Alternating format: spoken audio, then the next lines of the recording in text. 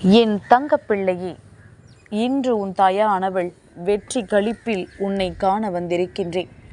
ஏனென்றால் இன்று நான் சொல்லப்போகின்ற இந்த செய்தியின் மூலமாக நாளைய கார்த்திகை மாதத்தினுடைய கடைசி செவ்வாய்க்கிழமையின் விடியலில் உனக்கு ஒருவரிடமிருந்து கிடைக்கக்கூடிய மிகப்பெரிய உதவி என்னவென்று நீ தெரிந்து கொள்ளப் போகின்றாய்.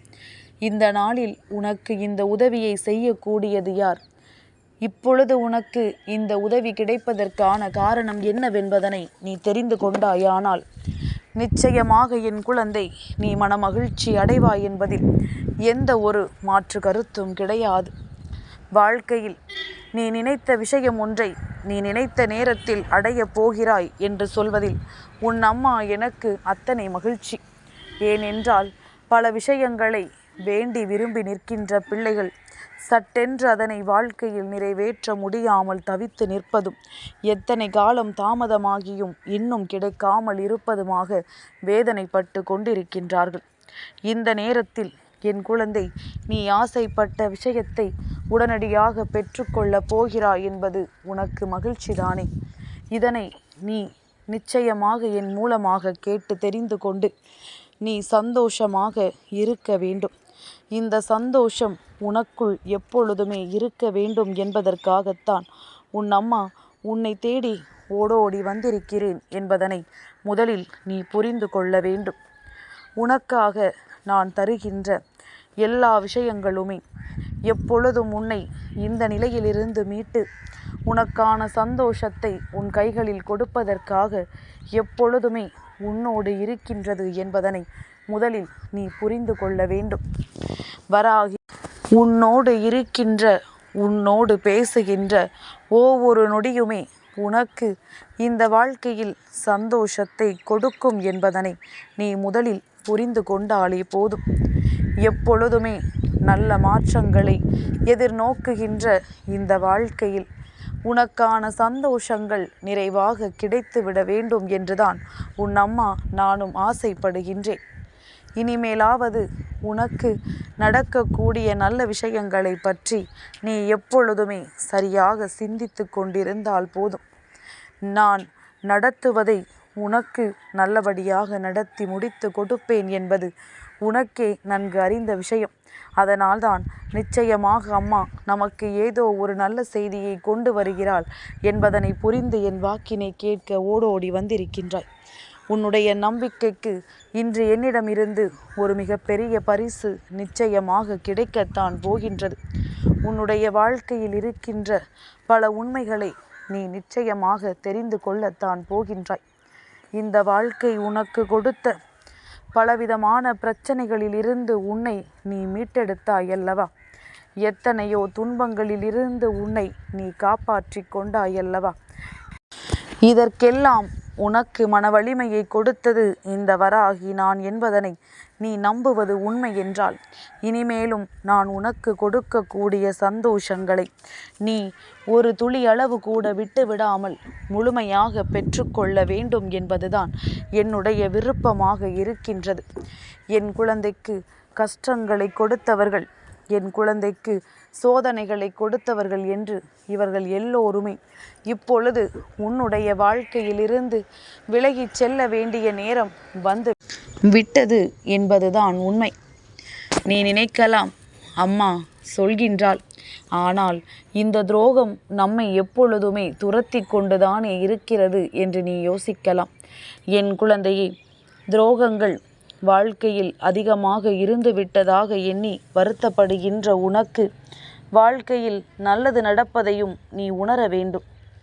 எதுவாக இருந்தாலும் அதிலிருந்து உன்னுடைய வெற்றியை நீ தெளிவாக பெறுவதற்கு ஒவ்வொரு அடியையும் முன்னெடுத்து வைக்க வேண்டும். நல்ல நேரம் வரும்பொழுது என் பிள்ளைக்கு வாழ்க்கையில் சந்தோஷங்கள் நிச்சயமாக தொடர்ந்து வருவதை உன்னால் உணர முடியும். யாருமே உன்னை எந்த வகையிலும் காயப்படுத்த முடியாதபடிக்கு உன்னை சுற்றிய பாதுகாப்பு வளையத்தை நீதான் உருவாக்கி கொள்ள வேண்டும். அது எப்படி உருவாக்க முடியும்? என் பிள்ளையே, எப்படி உருவாக்க முடியும் தெரியுமா? இவரை பார்த்து ஒரு வார்த்தை சொன்னால் அது நமக்குத்தான் வருத்தமே தவிர இதை நினைத்து அவர்கள் ஒருபொழுதும் வருத்தப்படுவதில்லை என்கின்ற எண்ணத்தை நீ உருவாக்க வேண்டும். அதாவது உன்னை சுற்றி வருகின்ற துன்பங்களையும் உன்னை சூழ்ந்து வருகின்ற கஷ்டங்களையும் நீ பெரிதாக கண்டு கொள்ளக்கூடாது. மற்றவர்கள் பேசுகின்ற வார்த்தைகளை எல்லாம் நீ பெரிதாக ஒரு நாளும் எடுத்து கொள்ளக்கூடாது. நிச்சயமாக உனக்கு உன்னை தேடி வருகின்ற அத்தனை நன்மைகளும் சர்வ நிச்சயமாக உனக்கான சந்தோஷத்தை உன்னிடத்தில் கொடுக்கும் என்றால் ஒரு பொழுதும் உனக்கு காயம் வராது அல்லவா? அதையும் மீறி உனக்கு வாழ்க்கையில் துன்பமும் துயரமும் வருகிறது என்றால் என் பிள்ளை சட்டென்று உன் மனதை விட்டு விடாமல் என்ன நடந்தாலும் நான் பார்த்து கொள்வேன் என்கின்ற எண்ணத்தோடு நீ நிற்க வேண்டும். அப்படி நின்று விட்டாயானால் யாராலும் உன்னை எந்த வகையிலும் தொடவோ அல்லது உனக்கு எந்த வகையிலும் கஷ்டங்களை கொடுக்கவோ முடியாது என்பதனை நீ நிச்சயமாக புரிந்து கொள்வாய். இனிமேலும் உனக்கு எதுவும் நடக்காது என்கின்ற நம்பிக்கையோடு என்ன சொன்னாலும் என்ன நடந்தாலும் அதிலிருந்து மீண்டு வருவேன் என்கின்ற எண்ணத்தோடு என் குழந்தை இந்த தாயின் வாக்கினை தெளிவாக கேள்.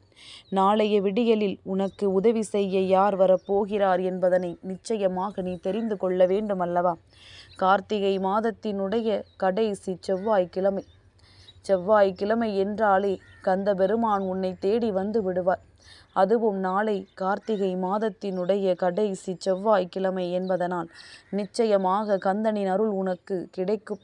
நீ என்ன வேண்டும் என்று எப்பொழுதுமே தெளிவாக தெய்வத்திடம் கேட்க தொடங்கு. எந்த விஷயத்தை நீ மனதார வேண்டும் என்று விரும்பி நிற்கின்றாயோ அந்த விஷயம் உன்னுடைய வாழ்க்கையில் உனக்கு முழுமையான மனநிறைவை ஒட்டுமொத்தமாக கொடுக்கும்படி வந்து சேரும் என்பதனை நீ புரிந்து கொள்வாய். எண்ணற்ற விஷயங்கள் உனக்கு வாழ்க்கையில் துன்பங்களை கொடுத்திருக்கலாம். ஆனால் இனி வரக்கூடிய எல்லாமும் உனக்கு நல்லதை கொடுக்கும். ஏனென்றால் அத்தனை கஷ்டங்களையும் நீ தொடர்ந்து பட்டாயிற்று. இனிமேல் உனக்கு வேதனைப்படுவதற்கும் துன்பப்படுவதற்கும் பெரிதாக ஒன்றும் இல்லை. இனி உனக்கான நன்மைகளும் உனக்கான சந்தோஷங்களும் தான் உன்னை பின்தொடர்ந்து வரப்போகிறது என்பதனை நீ புரிந்து கொள்ளப் போகின்றாய். யாராலும் இனி உன்னுடைய வாழ்க்கையில் எந்த ஒரு கஷ்டங்களையும் கொடுக்க முடியாது என்பதனை அந்த கந்தன் உனக்கு நிச்சயமாக உணர்த்துவார். நீ கேட்டது எல்லாம் உனக்கு தெளிவாக கிடைப்பதை நிச்சயமாக உன்னால் புரிந்து கொள்ள முடியும். மனநிறைவான வாழ்க்கையை நீ பெற வேண்டும் என்று நினைப்பது உண்மை என்றால் அதற்கு நாளை கந்த பெருமானை நீ வணங்க வேண்டும். விடியலில் எழுந்திருத்த முதலிலேயே ஓம் முருகா போற்றி என்றோ என் பிள்ளையே ஓம் சரவண பவாய நமக என்றோ சொல்லிவிட்டு நீ அடுத்த வேலைகளை செய்ய தொடங்கு.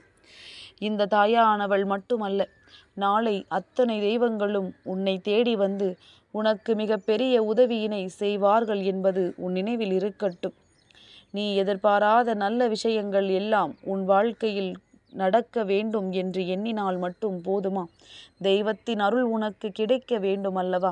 நீ நல்லதையே நினைத்து நல்ல விஷயங்களையே யோசித்து உனக்கான சந்தோஷங்களை மட்டும் தெளிவாக ஏற்றுக்கொண்டு ஒவ்வொரு நாளும் அதையெல்லாம் பெற்றிட நீ தயாராக இருக்க வேண்டும்.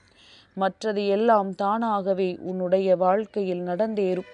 இது நாள் வரையிலும் நீ அனுபவித்த உன்னுடைய சோதனை காலம் முடிந்து நல்ல நேரத்தை எதிர்நோக்க இந்த வராகி என் வாக்கினை கேட்ட உனக்கு சர்வ நிச்சயமாக நாளை கந்த பெருமானின் அருளோடு உன்னுடைய விருப்பங்களும் நீ எதிர்பார்க்கின்ற நல்ல விஷயங்களும் உனக்கானதாக நிச்சயமாக உன்னை வந்து சேரும் என்பதனை நீ புரிந்து கொள்ள வேண்டும். இனி எதை நினைத்தும் வருத்தப்படாதே. உன்னுடைய வாழ்க்கையில் நடக்கின்ற எந்த ஒரு விஷயத்தையும் கண்டு மனமுடைந்து விடாதே. என்ன நடந்தாலும் சரி, எது வந்தாலும் சரி, கடைசியில் அது உனக்கான சந்தோஷத்தை தான் கொடுக்கும் என்பது உன் நினைவில் இருக்கட்டும். நீ நினைத்தால் இங்கு பெற முடியாது என்று எதுவும் இல்லை. நீ நினைத்தால் இங்கு நடக்காது என்று எதுவும் இல்லை. ஏனென்றால் உனக்குத்தான் தெய்வங்களின் துணை முழுமையாக இருக்கின்றதல்லவா?